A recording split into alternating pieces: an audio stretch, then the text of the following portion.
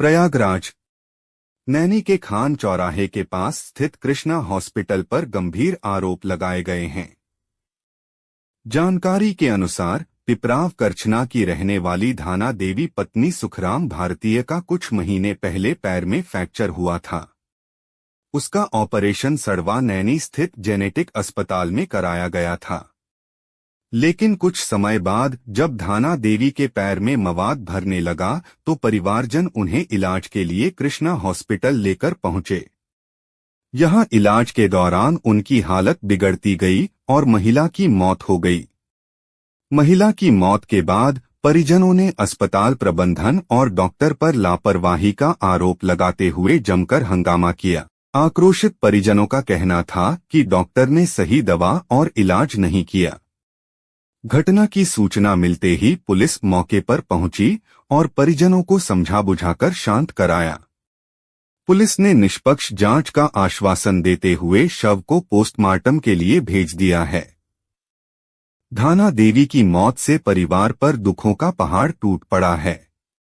पति सुखराम का रो रो कर बुरा हाल है। NAI न्यूज टीवी के लिए आदित्य की रिपोर्ट।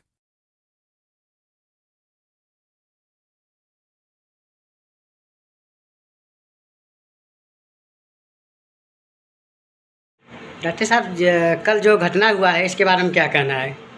देखिए, कल जो मरीज आया और उस मरीज का 2-2.5 महीने पहले ही फ्रैक्चर हुआ था कुल्ले का जी। और जेनेसिस हॉस्पिटल सड़वा कॉलोनी के पास है, वहाँ पे उसका ऑपरेशन हुआ और इन्फेक्शन हो गया था।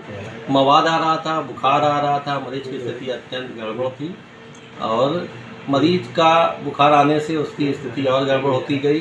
2-2.5 महीने से यहाँ वहाँ सब जगह इन लोग ट्रीटमेंट करवा रहे थे। मरीज का मवाद अभी तक आ रहा था और मरीज को चलने फिरने में दिक्कत हो रही थी, उलझन घबराहट थी। मरीज का हीमोग्लोबिन करीब 6 ग्राम था।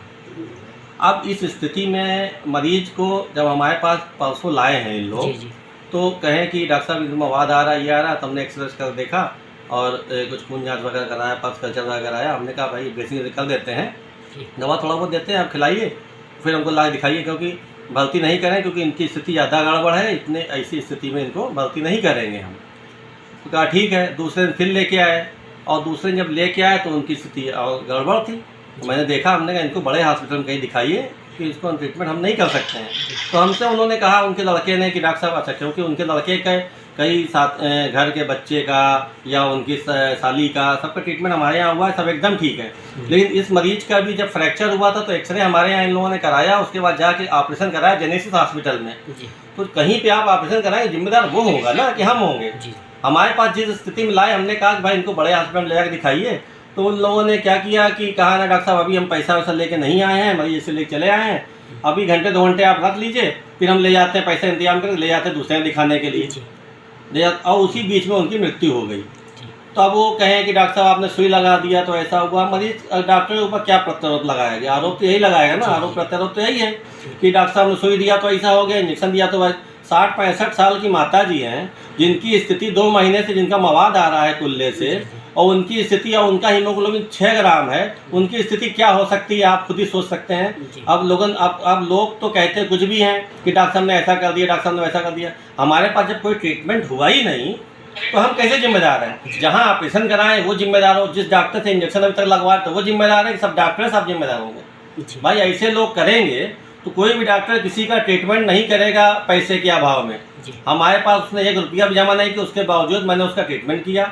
एम्बुलेंस अपने तरफ से बुला के मैंने कहा भाई इसको आप अपने घर ले जाओ माता जी को। भाई इनकी माता जी हमारी माता जी, हम तो ये चीज़ समझ के चलते हैं। हमको भी बहुत कष्ट था कि किसी के साथ ऐसा, हम क्यों चाहेंगे कि हमारे हॉस्पिटल में किसी की मृत्यु हो या हमारे हॉस्पिटल में किसी केस खराब हो? हम कभी नहीं चाहेंगे। आपका परिचय? लेकिन मैं डॉक्टर विनोद जायसवाल।